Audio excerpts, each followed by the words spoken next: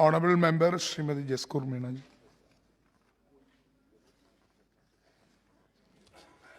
बहुत बहुत धन्यवाद सभापति जी। आपने मुझे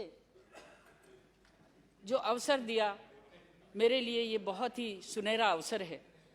माननीय सांसद श्री चंद्र प्रकाश जी जोशी द्वारा महामहिम राष्ट्रपति जी के भाषण पर धन्यवाद प्रस्ताव प्रस्तुत किया है, मैं उसका तहे दिल से समर्थन करती हूँ।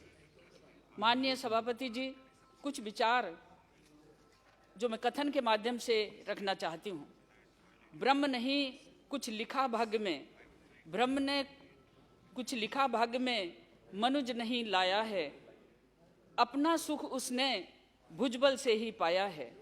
प्रकृति नहीं डरकर झुकती है, कभी भाग्य के बल से, सदा हारती वह मनुज के उद्यम से, श्रम जल से।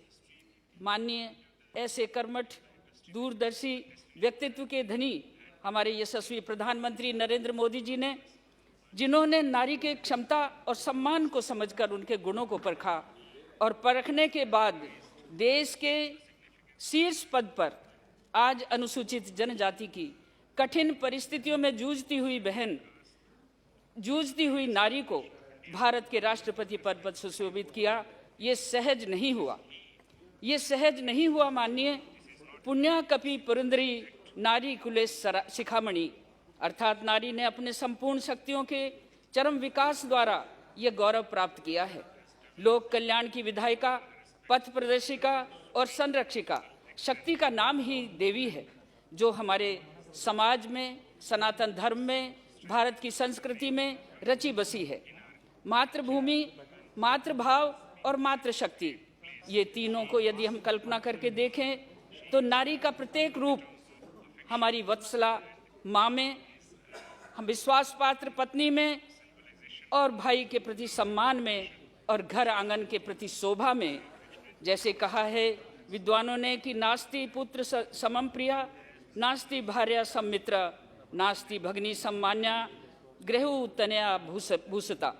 माननीय राष्ट्रपति जी के भाषण के संदर्भ में जब शुरुआत हुई तो शुरुआत में जिस तरह से प्रतिपक्ष ने अनेकों प्रकार के वो कथ्य और कथन प्रस्तुत किए, जिन कथनों को लेकर मैं ये मानती हूँ कि माननीय राष्ट्रपति जी के उद्बोधन में जो भारत सरकार की 9 साल की उपलब्धियों का जिक्र था, वो जिक्र शायद प्रतिपक्ष के मन में कांटा चुभ रहा था, और इस कांटे की वजह से ही माननीय राष्ट्रपति जी के उद्बोधन के उस भाषण के प्रमुख अंशों को छुआ नहीं गया, और केवल मात्र कहीं भारत जोड़ो तो कहीं हाथ से हाथ जोड़ो तो कहीं किसी तरह से लांछित सरकार पर किया जाना, झूठे लांछन लगते रहे। यहाँ तक कि बहन भी यदि कोई बोली, माननीय महिला सांसद भी कोई बोली, तो उसमें भी आरोप और प्रत्यारोप ही दिखाई दिए। मैं ये कहना चाहती हूँ कि माननीय राष्ट्रपति जी के उद्बोधन में महिलाओं के प्रति देश में आर्थिक विषमता की जो खाई थी, उस खाई को विगत 60 दशक में विभिन्न प्रकार से प्रतिपक्ष में बैठने वालों ने इस हालत पर लाद कर खड़ा कर दिया था कि हमारी बेटियां, गांवों की बेटियां, पिछड़े क्षेत्र की बेटियां, जनजाति क्षेत्र की बेटियां, थाल सजा है कहीं परंतु भूख नहीं लगती है। थाल सजा है कहीं परंतु भूख नहीं लगती है, किसकी बेटी भूख के मारे रात रात जगती है। ये परिस्थितियां प्रारंभ के आज़ादी के 6 दशक तक हम देखते रहे, और मैं खुद भी एक अनुसूचित जनजाति की अत्यंत पिछड़े परिवार की बेटी के रूप में आज इस जगह आई हूँ।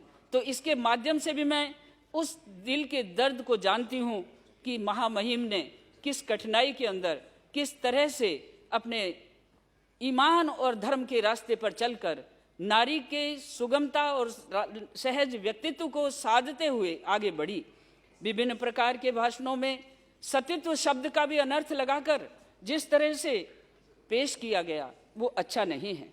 क्या कभी सत्ता सुख भोगने वालों ने इस ओर प्रयास किया कि आज जिस तरह से हम इस देश को जुड़ते हुए देख रहे हैं, अखंड भारत की कल्पना को साकार होते हुए देख रहे हैं, और उसके अंतर्गत मैं तो यही कहना चाहूँगी कि जिस तरह से महाराणा प्रताप ने अपने जीवन काल में जो किया उसका आज भी चर्चा है।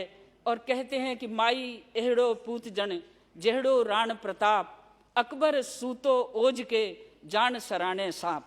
बंधुओं, मैं ये भी कहना चाहूँगी कि माननीय प्रधानमंत्री जी ने जिस तरह से महिलाओं को जो नेतृत्व दिया, तो जिस तरह से हर माँ चाहती है कि राणा प्रताप जैसा पुत्र पैदा हो और इस देश की रक्षा करे, इस देश की अस्मिता को बचाए, महिलाओं के सम्मान को बढ़ाए, तो मैं तो ये भी कहना चाहूँगी कि हीरा बा का लाडला, हीरा बा का लाडला बना देश का मान।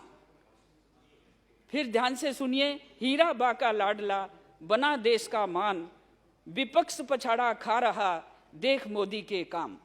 मैं आज ये कहना चाहूँगी कि माननीय प्रधानमंत्री जी के, माननीय हमारी राष्ट्रपति जी के उद्बोधन में महिलाओं के प्रति जो सामूहिक प्रयास किए गए, उन प्रयासों की यदि उसमें मैं तनिक भी कोई बात देखती हूँ तो सेल्फ हेल्प ग्रुप के माध्यम से समूह के रूप में महिलाओं को सक्षम करना, आर्थिक उन्नति की ओर ले जाना और उनको निर्णय में भागीदारी बनाना, ये बहुत बड़ी कल्पना है। आज 81 लाख स्वयं सहायता समूह से लगभग 10 करोड़ बहनें जुड़ी हुई हैं। ये 10 करोड़ बहनों की संख्या कोई कम नहीं, और इनके लिए जिस तरह का बजट अवधारणा हमारी सरकार ने की है, तो मैं ये कहना चाहूँगी कि ये बजट अवधारणा कोई सहज नहीं है। इस बजट अवधारणा की कल्पना को लेकर यदि देखते हैं तो मैं ये सोचती हूँ कि आज हमारी लगभग 10 करोड़ बहनें आत्मनिर्भरता की ओर बढ़ रही हैं। अपनी उद्यमता को, अपने आंतरिक गुणों को, अपनी छोटी छोटी कर्म की कल्पनाओं को साथ लेकर जिस तरह से वो आगे बढ़ेंगी, निस्संदेह महामहिम राष्ट्रपति जी के उद्बोधन में उनको बहुत स्थान दिया है। मैं माननीय सभापति जी एससी और एसटी को पिछली 6 दशक की सरकारों ने जो काम किया, मैं उसकी तुलना में भी यदि आपसे कहना चाहूँ कि आज दोनों समाज शिक्षा, स्वास्थ्य और आर्थिक दृष्टि से काफ़ी आगे बढ़ रहे हैं। जो 9 साल बेमिसाल जो काम हुआ है, उसके अंतर्गत एससी को और एसटी को जो आज बजट दिया है, उसमें भी जो वृद्धि हुई है, उस वृद्धि को भी 120 लाख करोड़ की वृद्धि मैं मानती हूँ कि कभी भी ऐसा नहीं हुआ, कभी भी हमारा सैकड़ा पार नहीं हुआ था, लेकिन आज एससी और एसटी दोनों के लिए सैकड़ा पार हुआ है। महिलाओं के लिए भी यदि देखें तो 223 लाख करोड़ का बजट साक्षरता, समानता और आर्थिक निर्भरता। अब आज की टेक्नोलॉजी के समय में ग्रामीण महिलाएं जो हमारी 80% आज भी श्रमिक के रूप में काम करती हैं, उन महिलाओं के लिए भी विशेष पैकेज हैं। और प्रधानमंत्री जी का सपना है कि सबका साथ सबका विकास, इसमें किसी भी तरह की कोई भी विसंगति नहीं है, और ये एक मूल मंत्र है। और इस मूल मंत्र को 2014 में जब वो सत्ता में आए तो उन्होंने सबका साथ सबका विकास रखा, और उसके तुरंत पश्चात दोबारा जब आए तो सबका विश्वास और सबका प्रयास भी जोड़ा।